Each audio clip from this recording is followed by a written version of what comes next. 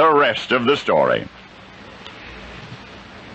Fred's parents should never have done it, but they worked 6 days a week. They had only Sundays to themselves and only Sunday evenings after little Fred had gone to bed, absolutely to themselves. So this one Sunday evening in particular, Fred was barely 6 at the time. Mother and Dad listened to his prayers, then dutifully tucked him in, but then they left the house. Now, Fred did not know this, but the outing that his parents had planned was an hour and a half out and an hour and a half back. In other words, they would be at least 3, more likely 4 or 5 hours gone. But Fred was not told they were leaving. He did not hear the door close when they left, and he went to sleep. It was still light outside. When he awakened with a start, it was pitch dark. He called out in the blackness, and nobody answered. Only terrible stillness. And at once Fred realized that he was home alone. Instantly, Fred began trembling. Quietly, he slipped out of bed, and he groped his way through the gloom, past furniture so friendly by day, but now menacing. Even startling obstacles. The little boy's hand reached outward ahead of him like a tugboat escorting a great vessel through an impenetrable fog, and then suddenly his hand amazed itself to discover the cold doorknob resting in its palm. Fred twisted the knob slowly, silently, so as not to arouse the horrible creature who might be slumbering in the night.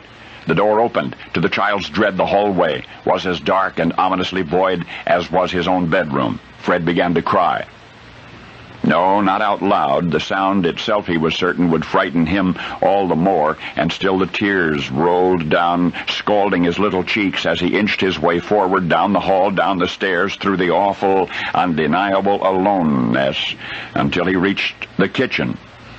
Whether it was a spark of courage or a reflex of spontaneous desperation, he did manage to call out, "Mother! Mother!" he called out. Silence. When Fred's parents returned, they found their little boy wandering the house in a terrified stupor. He could not recall how long he had been awake and alone, but it was long enough to make an impression, moreover to leave a wound that never healed, never ever.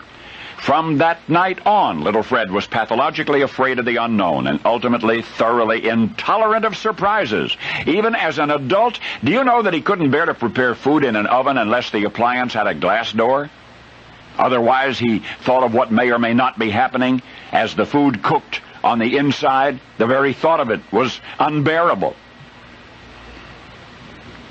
This Christmas season, moviegoers nationwide are delighted in record numbers by a charming, touching, mostly funny film entitled Home Alone. A delightful movie where a youngster is left home alone. But once upon a time, when this century was young, a little boy went through that ordeal for real. A child who would grow up to make motion pictures.